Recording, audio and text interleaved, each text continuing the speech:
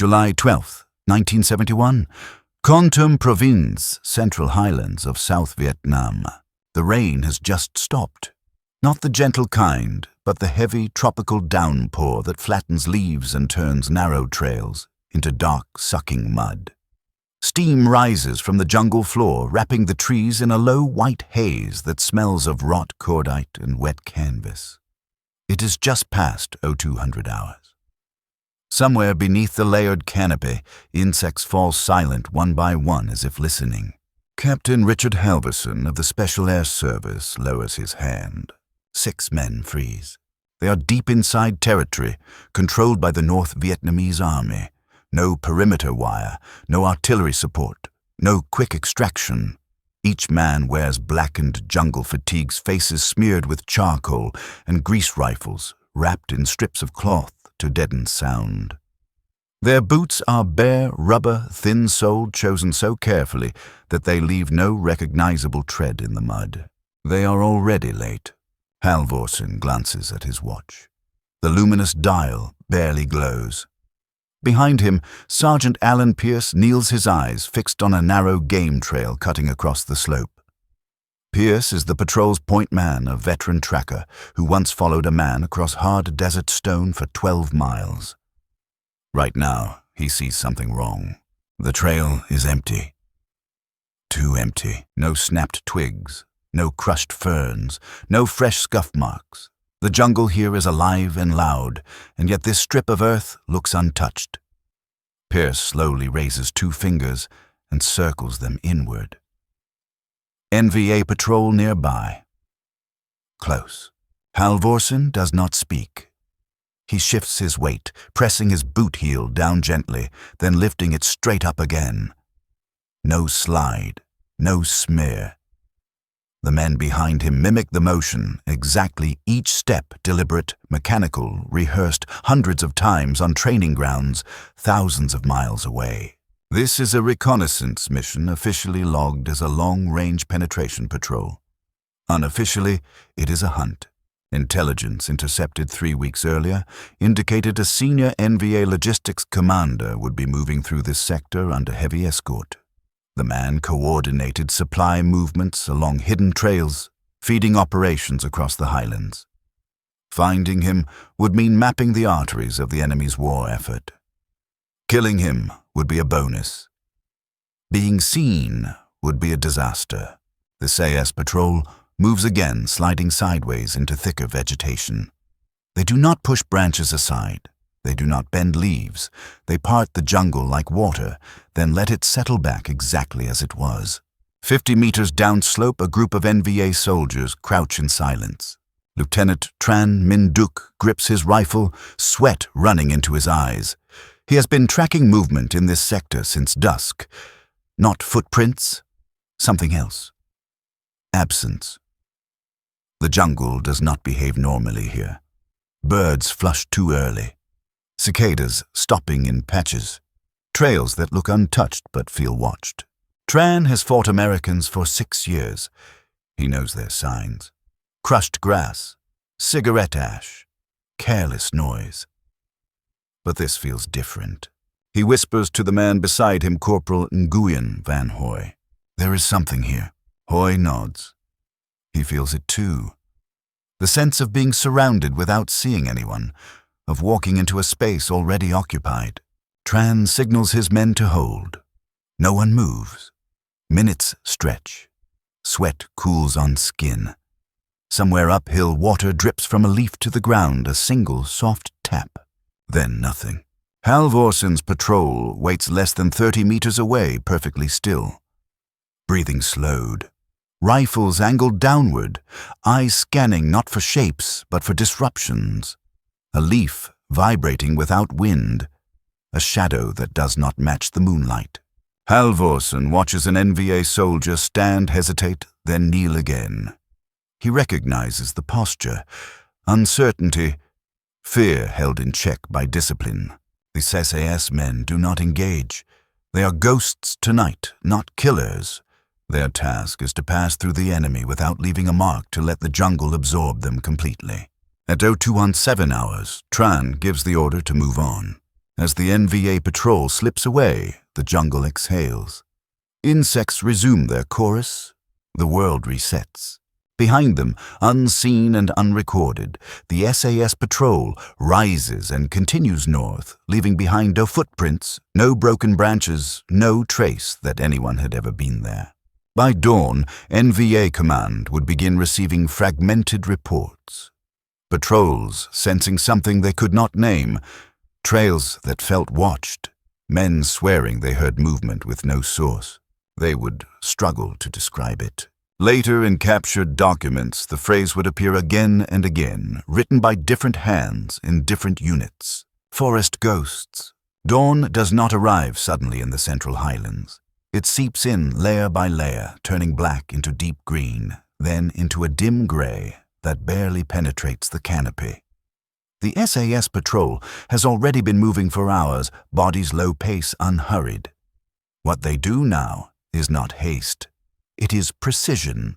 Captain Halverson signals a short halt near a shallow ravine. Water trickles through stones below just enough sound to mask breathing. Each man kneels where he stands. No one sits. Sitting leaves marks. Kneeling does not if done correctly. This discipline was drilled into them long before Vietnam. In the Malayan emergency, SAS instructors taught that the jungle remembers everything.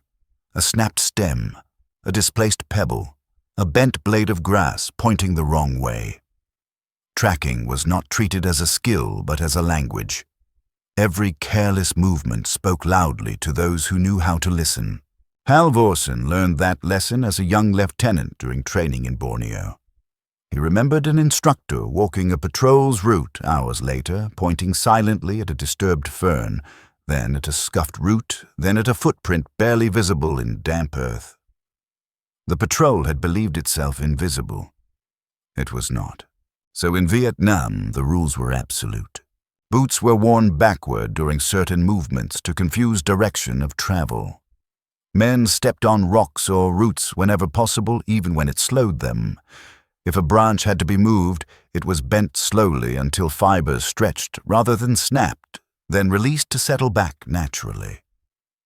Urination was done in streams or dispersed across wide ground, never in one place. Food wrappers were carried out. Spent batteries were counted. Nothing was left. Sergeant Pierce crawls forward, now scanning the ravine floor. He notices a set of faint depressions where water has pooled unnaturally. Not footprints. Weight displacement. NVA had crossed here recently. He marks it silently with 2 fingers and a nod. Halvorsen adjusts the route by 5 degrees east. They do not follow the enemy trail. They parallel it, remaining close enough to observe, but far enough to remain unseen. This is where the psychological war begins. The SAS do not seek contact. Instead, they create uncertainty. A patrol passes through an area and later returns to find nothing disturbed, yet senses something is wrong. Sounds heard but not confirmed. Tracks that vanish. Trails that feel hollow. By mid-morning, the patrol reaches a temporary observation point overlooking a narrow supply corridor. Bamboo frames and earthworks mark a concealed logistics node. Men move quietly below, carrying crates, checking rifles, smoking in short, careful bursts. Corporal James Wilton adjusts his binoculars. He counts heads, notes weapon types, identifies unit insignia stitched inside a collar briefly exposed as a man wipes sweat from his neck. Everything is recorded mentally. Writing comes later. The SS will not strike this site. Not today. Instead, they observe for 6 hours, mapping rhythms. Shift changes, guard rotations, moments when discipline loosens. Then they withdraw exactly the way they came. Below them, an NVA sentry pauses. He feels it again. The pressure, the sense that the jungle is holding its breath. He scans the trees but sees only green. That afternoon, the SAS patrol deliberately crosses an NVA trail but does so in reverse. They step backward, spacing each footfall, carefully pressing down just enough to suggest movement in the opposite direction. Then they disperse into rocky ground where tracking becomes nearly impossible. By nightfall, 3 different NVA units will report movement in contradictory directions. In a small command post several kilometers away, Captain Nguyen Phuoc An studies a hand-drawn map lit by a single lantern. Reports have come in all day, patrols hearing sounds, sentries uneasy, trails confusing. An listens frowning. He has heard stories, not from officers, from villagers. Whispers about foreign soldiers who move like spirits, who watch without being seen, who leave no sign. He dismisses it aloud, but privately he orders additional patrols. Tighter spacing, no smoking, no talking after dark. That night the SAS patrol circles back near the same corridor. They do not enter it, they simply pass close enough for boots to brush leaves. One man deliberately allows a faint rustle. An NVA sentry snaps his rifle up, heart racing. He calls out softly. No answer. The jungle remains still. Nothing is found. But sleep does not come easily after that. For the SAS, this is success. Fear without contact. Awareness without understanding. The enemy is forced to look everywhere at once, exhausting himself, doubting his senses. As Halvorsen leads his men deeper into the hills, he knows they are no longer just gathering intelligence. They are shaping the battlefield without firing a shot. And somewhere behind them, unseen reports are being written, trying to describe an enemy that leaves no trace and does not behave like men. Night falls hard in the Central Highlands. The temperature drops quickly once the sun disappears, and the damp air clings to skin and cloth. The SAS patrol moves again, not away from the NVA presence, but closer to it, threading between patrol routes, like smoke drifting through a room. Captain Halvorsen slows them near a ridgeline overlooking a shallow valley. Below, small cooking fires flicker briefly before being smothered. The North Vietnamese are on edge now. Their routines have changed. Guards are doubled. Sentries rotate more frequently. Orders are being passed in whispers instead of hand signals. The enemy knows something is wrong. They just do not know what. Sergeant Pierce studies the ground near a newly established NVA listening post. The men below have cleared a small area, brushing aside leaf litter and tamping down the soil to reveal disturbances. They are trying to read the jungle like a book. Pierce almost admires the effort. Almost. He notices a single mistake. A soldier has dragged a heel while repositioning a log. The scuff is shallow, but it cuts across natural lines in the earth. Pierce commits it to memory, not because it matters now, but because it reveals stress. Tired men make careless movements. Halvorsen signals Wilton and gestures toward a stand of young bamboo uphill from the post. The patrol moves silently, taking a route no tracker would expect. They climb straight up, not along the slope, placing feet sideways to avoid dislodging soil. At the top, they pause. From here, they can hear voices. Lieutenant Tran Minh Duc is speaking quietly to his men.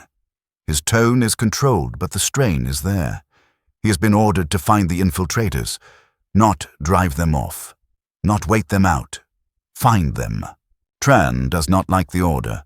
He has lost 2 patrols already, not to gunfire, but to exhaustion and confusion. Men walking in circles. Trails leading nowhere. Sounds that pull soldiers off their routes, only to vanish. Tran rubs his eyes. He has read reports from other provinces. Similar accounts. Units encountering nothing, yet feeling watched for days. Officers dismissing it as nerves. Men whispering about spirits. Tran does not believe in ghosts, but he believes in fear. The SAS patrol listens unmoving. They can hear the scrape of boots, the click of a safety being tested, the rustle of paper as Tran studies his map. Halvorsen watches his men closely. No one shifts. No one blinks unnecessarily. After 20 minutes, the patrol withdraws, slipping downhill at an angle that avoids every likely tracking surface. They leave behind nothing but unease. 2 hours later, Tran orders a sweep of the ridgeline. The NVA soldiers climb carefully, spreading out rifles ready. They find nothing. No tracks, no broken foliage, no sign anyone was ever there. One soldier kneels and touches the soil where the SAS had paused. It feels cold. By the next day, reports of unseen movement spread beyond the valley. A platoon commander claims his men were followed for an entire afternoon without ever seeing pursuers. A supply convoy halts twice after hearing footsteps that never materialize. A radio operator swears he saw a shape move against the wind. At a regimental command post, these accounts are gathered and summarized. The language becomes cautious. Not accusations, not panic, just uncertainty. The phrase appears again in an internal memo. Luc Long La Trong Rung, unidentified forces in the forest. The SAS exploit this perfectly. They alter their patterns. They pass through the same areas at different times of day, sometimes leaving faint, misleading signs that vanish abruptly. They allow a single footprint to be seen, then none for kilometers. They move through streams, then over rocky ground, then back into foliage, creating trails that cannot be followed logically. For the NVA, it is like chasing a reflection in water. Halvorsen understands something crucial. Every patrol sent to hunt them weakens the enemy elsewhere. Every sleepless night dulls reaction times. Every rumor erodes discipline. By the fifth night, Tran's men are exhausted. They argue in whispers. They flinch at sounds that once meant nothing. Tran corrects them sharply, but he feels it too. The jungle seems too quiet at times, then suddenly too loud. During one patrol, Tran halts his men and listens. Nothing. Yet he cannot shake the certainty that they are not alone. Behind him, unseen and perfectly still, the SAS patrol watches the NVA unit pass at less than 20 meters. Halvorsen notes the way the men move. Slower, heavier, less confident. He knows then that the balance has shifted. They are no longer just infiltrators. They are an idea, and the enemy has begun to fear the idea more than the men themselves. 3 days later, the jungle produces no gunfire, no explosions, no visible sign of battle. Yet the atmosphere has changed completely. At an NVA forward headquarters near Dak, to Captain Nguyen Puok, and stands over a wooden table cluttered with maps and handwritten reports. The air inside the bunker is thick with smoke and frustration. Patrol commanders sit along the walls, speaking in low voices, eyes-tired uniforms, stained dark with sweat and mud, and listens as another report is read aloud. A night patrol moved along Route Echo at 2300 hours. No contact, no tracks found. Yet the men felt observed the entire time. One soldier reported hearing breathing near his position. No source identified, and closes his eyes briefly. He has heard variations of this all week. He is a rational officer, trained, disciplined. He understands reconnaissance, deception, infiltration.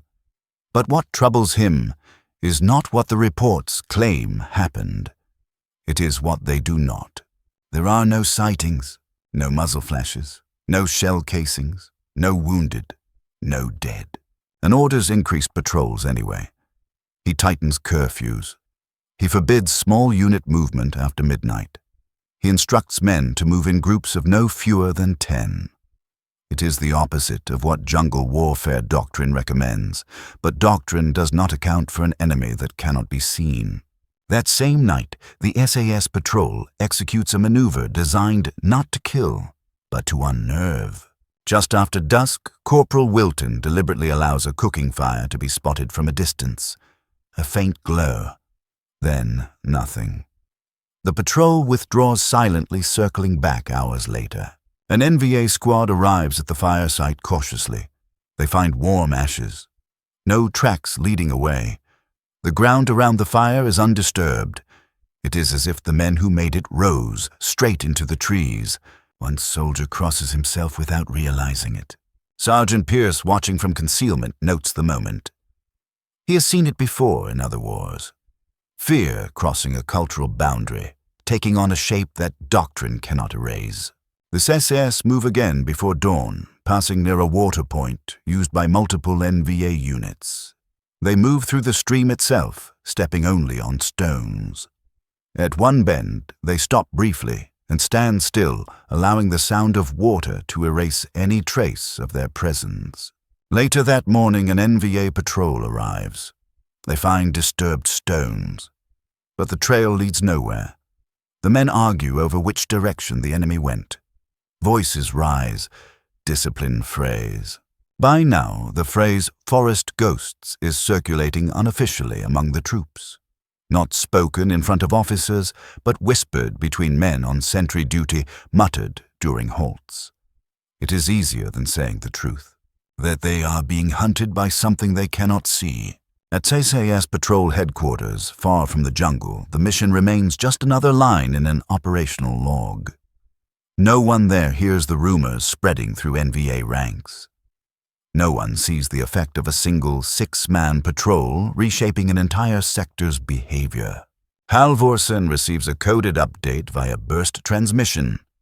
The target logistics commander is moving sooner than expected. His route has shifted. He's reacting to the growing sense of threat. The patrol's mission changes instantly. They are no longer observers. They are now positioned to intercept. As night falls again, Halvorsen briefs his men in whispers. No sketches, no pointing, just short phrases and eye contact. Each man knows his role. They move toward the new route, slowly choosing a position where the jungle narrows and sound carries poorly. A place where confusion will bloom easily. Below them, the NVA column advances under tight security. Men scan constantly, rifles ready, faces tense. The logistics commander walks near the center, protected, unaware that the fear spreading through his men is not imagined. Above them, invisible and patient, the SAS patrol settles in, letting the jungle close around them. The moment they have been shaping for days is approaching, and when it comes, it will not look like a battle. It will look like disappearance. July 18th, 1971. 0340 hours. A narrow defile north of Dak To. The jungle here tightens into a natural corridor. Steep ground on both sides, thick undergrowth that swallows sound. A place chosen not for firepower, but for control. Captain Halvorsen positions his men with the precision of a surgeon. No two are closer than necessary. No silhouette breaks the line of vegetation. They wait. Below, the NVA column approaches cautiously. Boots sink softly into damp soil. The men move without speaking, each step measured. Their commander walks with his head down, focused on the trail. He does not look into the trees. Sergeant Pierce watches through the darkness, counting again. 12 escorts, 1 officer at the center, 1 radio operator, 1 man carrying a leather document case. That is the target. Halvorsen raises his hand and curls 2 fingers. Not yet. The SAS are not here to annihilate the column. They are here to fracture it. As the column enters the narrowest part of the defile, Wilton releases a single pebble downslope. It skitters softly across leaves and stone. An NVA sentry turns sharply. His rifle comes up. At the same instant, Pierce throws a small object into the brush behind the column. It lands without sound. Seconds later, it emits a faint hiss, then the sharp crack of a small charge. Not an explosion, a noise. The column reacts instinctively. Men scatter for cover. Orders are shouted. The formation breaks. That is the moment Halvorsen has been waiting for. 2 suppressed shots cut through the darkness, precise and close. The officer at the center collapses without a sound. The radio operator drops a heartbeat later, his transmission never completed. Before the echoes fade, the SAS are already moving. They do not stay to assess. They do not confirm our kills. They do not collect trophies. They vanish upward, slipping back into the jungle along routes that were planned days earlier. Below, chaos unfolds. NVA soldiers shout, firing blindly into the trees. Muzzle flashes tear at the darkness. Nothing answers them. No return fire. No movement. When the firing stops, they find their commander dead. No shell casings nearby, no tracks leading away. Only confusion. By first light reinforcements arrive. The scene is studied carefully. Tracks are found from the NVA men themselves. Nothing else. No one can explain how the enemy got in or out. Reports sent up the chain are careful. Ambush by unknown forces. Enemy strength estimated but unconfirmed. Method unclear. What is not written is the fear. Men refuse to move alone. Patrols cling together. Sentries stare into the trees until their eyes ache. For the SAS patrol, the mission is complete. They move for 2 more days, altering direction, repeatedly crossing streams, doubling back, then heading straight into difficult terrain to erase any chance of pursuit. By the time extraction is executed at a remote clearing, the jungle has swallowed every trace of them. Weeks later, captured NVA documents will be translated and studied. Analysts will note repeated references to invisible attackers, to patrols that could not be followed, to men who appeared and vanished without a trace. One report, written in careful official language, contains a line that stands out. The enemy does not fight like soldiers. They move like spirits. For the SAS, it is simply fieldcraft applied perfectly. For the NVA, it is something far worse, an enemy that cannot be understood. The aftermath spreads quietly, carried not by gunfire or radio chatter, but by behavior. Within days of the ambush, NVA patrol patterns across the Central Highlands begin to shift. Units that once moved confidently now hesitate at trail junctions. March intervals shorten. Men glance backward more often than forward. Orders are obeyed, but without conviction. At a battalion command post near the Cambodian border, Lieutenant Colonel Pham Van Leen reviews the casualty report from the defile. The details trouble him. 2 dead, no captured weapons, no evidence of withdrawal routes.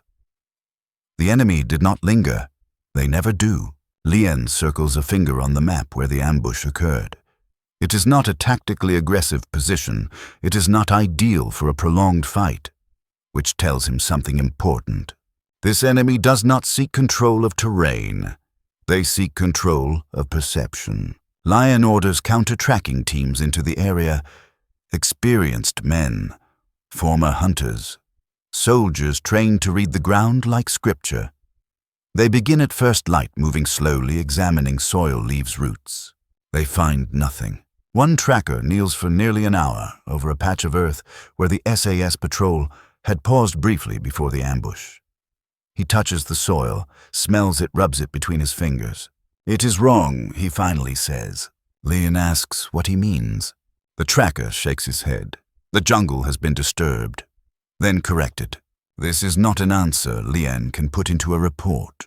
Across multiple units, similar attempts fail. Trails dissolve. Signs contradict each other. A footprint appears, then vanishes. A bent leaf points one way, while crushed grass suggests another. Men argue. Officers grow impatient. Time is wasted. Worse, the rumors grow. Forest ghosts. Soldiers who move without sound. Who watch for days. Who kill and vanish. Lien issues a written order forbidding the spread of superstition. He threatens disciplinary action. It has no effect. Fear does not respond to orders. Meanwhile, in a separate sector, another NVA patrol experiences something that seals the legend. A night sentry hears a soft whistle behind him. He spins rifle raised. Nothing. He turns back. The canteen that had been beside him is gone. No one admits to taking it. By morning, the sentry is shaking uncontrollably. Captured weeks later, he will describe the moment in interrogation. Not as an attack, as a message. They were close enough to touch him and chose not to. For SAS instructors, this is textbook psychological dominance. The goal is not destruction, it is erosion. Make the enemy doubt his senses, his judgment, his environment. Halvorsen understood this instinctively. During the patrol's final days in country, he deliberately ordered restraint. No unnecessary engagements, no dramatic withdrawals. Let the story grow on its own. And it does. Intercepted communications show growing anxiety among NVA commanders, requests for additional forces, complaints about patrol effectiveness, confusion over enemy numbers. Some estimates suggest dozens of infiltrators. The truth is far simpler. One patrol. 6 men. By August 1971, the SAS team has rotated out. Their mission log is brief. Coordinates, observations. 1 confirmed kill. No casualties. No mention of fear. That part exists only in enemy documents. When analysts later compile captured NVA reports, patterns emerge. References to invisible movement, to trails that betray nothing, to men who cannot be followed. One senior NVA officer writes a line that will be underlined in red pencil by Western intelligence. "We cannot fight what we cannot find." The SAS did not win a battle here. They did not hold ground or raise flags. They rewired an enemy's instincts. Long after the patrol left, NVA units continued to behave as if the forest itself were hostile. Movement slowed. Confidence never fully returned in that sector. The jungle had become a place of uncertainty, and somewhere in that uncertainty, the idea of the forest ghosts lived on far larger than the men who created it. The truth does not surface immediately. It rarely does. In late September 1971, during a sweep operation west of Pleiku, a South Vietnamese unit overruns a small NVA command post abandoned in haste. Radios smashed. Papers burned incompletely. A metal strongbox left behind in the confusion. Inside are reports. They are routine at first glance. Patrol logs, movement summaries, casualty tallies. But as intelligence officers begin translating them, a pattern emerges that does not align with standard contact reports. Repeated references to enemy units that cannot be fixed in place. Patrols that feel followed for days without engagement. Tracking teams losing trails that should not disappear. Units ordered to pursue only to return empty-handed and shaken. One report, dated July 21, 1971, describes the ambush north of Dak To. The language is restrained, but the frustration is evident. The enemy force is described as small, highly trained, and impossible to pursue. The writer admits that pursuit teams were unable to identify direction of withdrawal. Another document goes further. It describes the enemy as leaving false signs deliberately, footprints that reverse direction, trails that end at bare rock, sounds designed to draw patrols away from supply routes. The author warns commanders not to rely solely on conventional tracking methods. For Western analysts, this is confirmation. The SAS patrol had not only succeeded tactically, it had forced the enemy to question his own doctrine. As more documents are collected over the following months, the tone shifts from confusion to concern. Commanders argue among themselves. Some insist the threat is exaggerated. Others demand more forces be diverted to internal security. Resources begin to shift. More men are assigned to guard duties. More patrols are tasked with watching empty jungle. Fewer units are available for offensive operations elsewhere. This is the quiet cost of psychological warfare. Meanwhile, in briefing rooms far from Vietnam, SAS officers study the material with professional detachment. Names are redacted, units anonymized, but the techniques are clear. Zero trace movement, pattern disruption, selective engagement, controlled restraint. Everything Halvorson's patrol did was designed to appear larger, more persistent, more dangerous than it truly was. One intelligence officer notes in a margin comment that the enemy seems convinced the forest itself is compromised. That terrain no longer provides safety. That observation is underlined. Back in Vietnam, NVA soldiers continue to feel the effect long after the SAS patrol has gone. Men pause before entering dense vegetation. Patrol leaders avoid certain routes entirely. Supply movement slow, not because of ambushes, but because of expectation. They are waiting for something to happen. Often, nothing does. And that is worse. Fear without release lingers. It erodes confidence slowly, quietly. It turns experienced soldiers into hesitant ones. By the end of 1971, NVA commanders in the region issue revised movement orders. Patrols are to vary routes daily. Tracking teams are to operate in pairs. No unit is to assume an area is clear simply because no signs are found. The jungle, once familiar, is treated with suspicion. For the SAS, the mission becomes a case study, not because of the kills. Because of the aftermath, captured documents reveal more than enemy strength. They reveal enemy thought, and in these pages written by men who never saw their attackers, the SAS had achieved something rare. They had inserted themselves into the enemy's imagination and stayed there. Long after the jungle swallowed the last sign of the patrol, instructors within the Special Air Service dissected the operation quietly, methodically. There were no dramatic briefings, no celebratory language, just notes, critiques, and refinements. What the enemy called ghosts was in reality discipline pushed to its absolute limit. Every movement Halverson's patrol made in the Central Highlands was rooted in hours of repetition. Men learned to place a foot down and lift it without shifting weight sideways. They learned how different leaves respond to pressure, how long crushed grass takes to rebound, how insects react to human presence. During jungle training, recruits were forced to move across ground that instructors later examined inch by inch.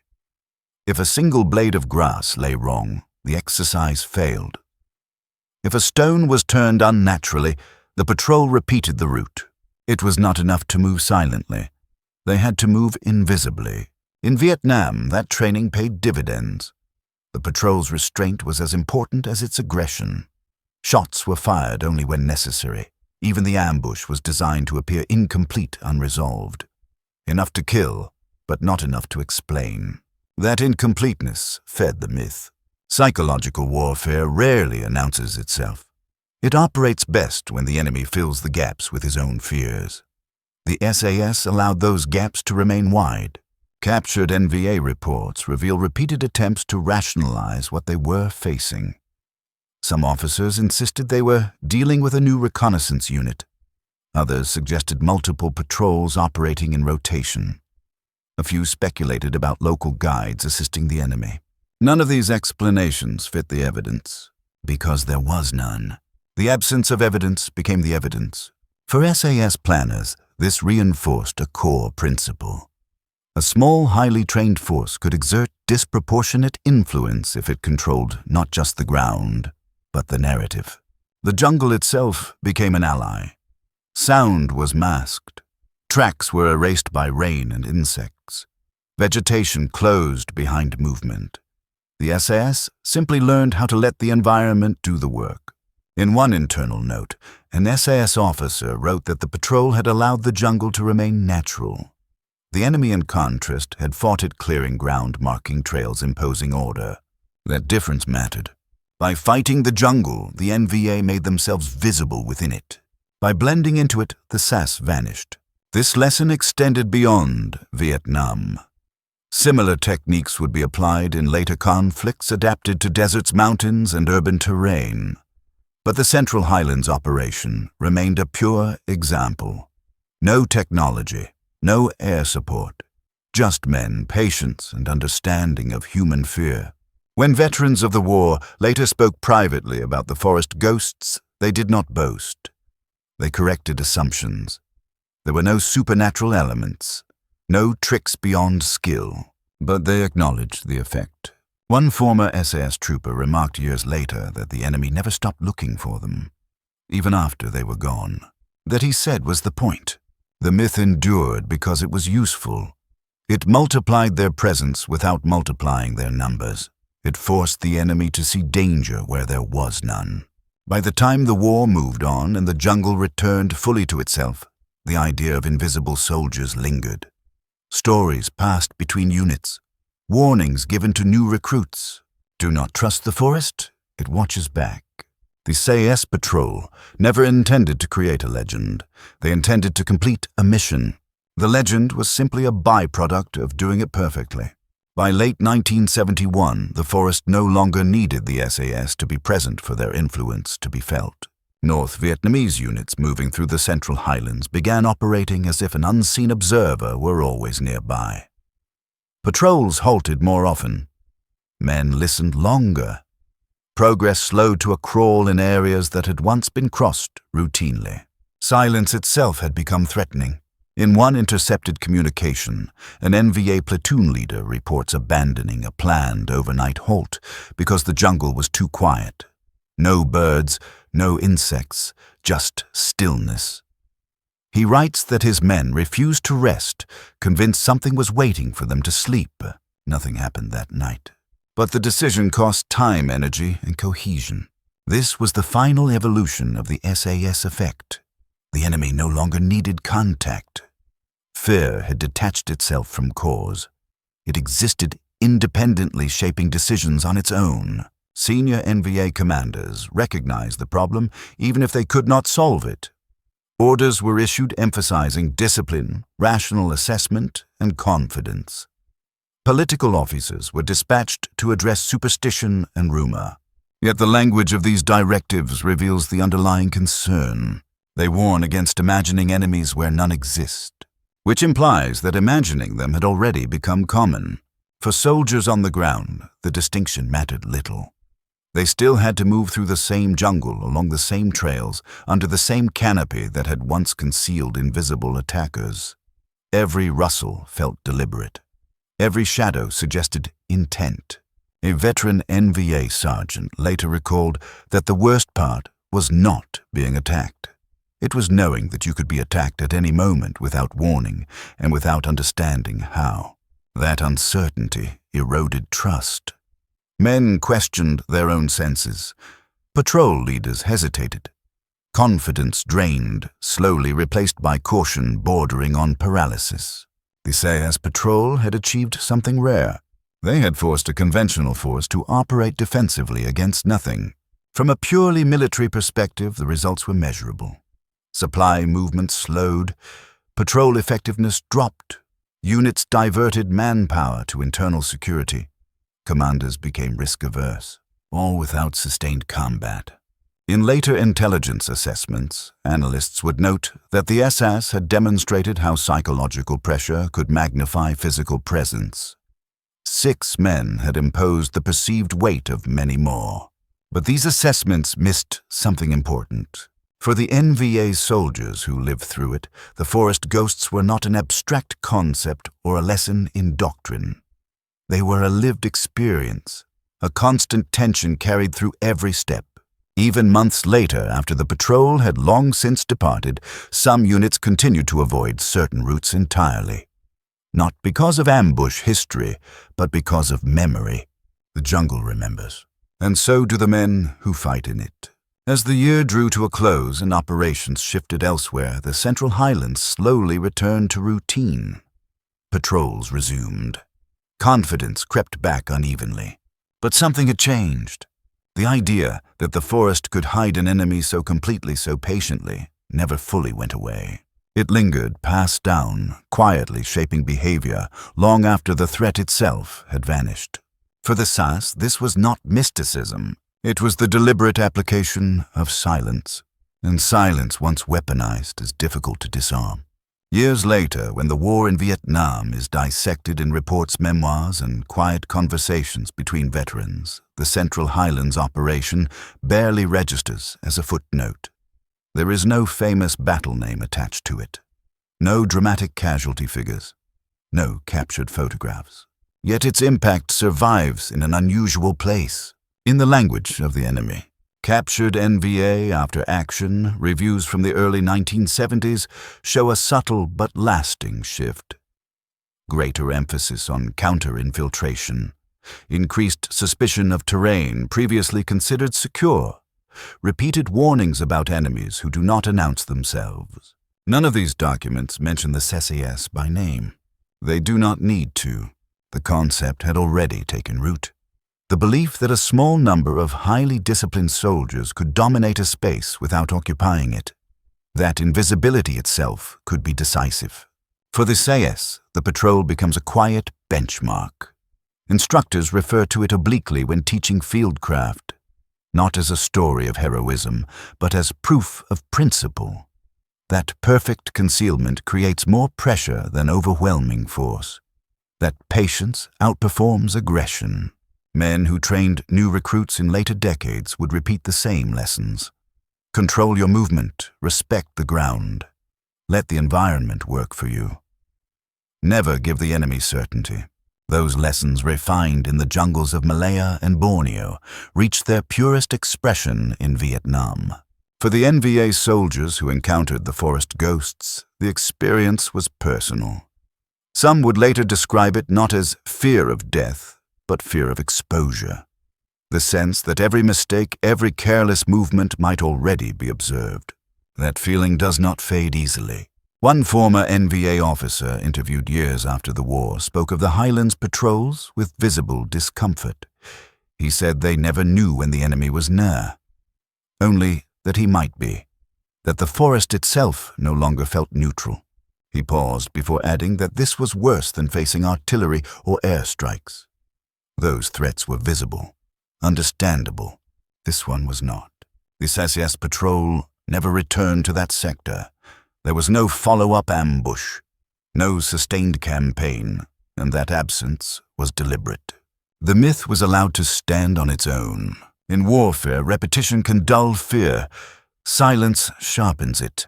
By leaving the SAS ensured the story could not be resolved. There would be no final confrontation, no proof that the ghosts were gone, only the memory of what had happened when they were present. That memory shaped behavior long after the patrol had vanished into history. In the end, the mission demonstrated something that armies have known, but rarely mastered. That dominance is not always about firepower, or numbers, or territory. Sometimes it is about making the enemy feel watched, uncertain, and alone. In the jungles of Vietnam in 1971, 6 men achieved that without leaving a trace. And in doing so, they turned silence into a weapon and the forest itself into an ally.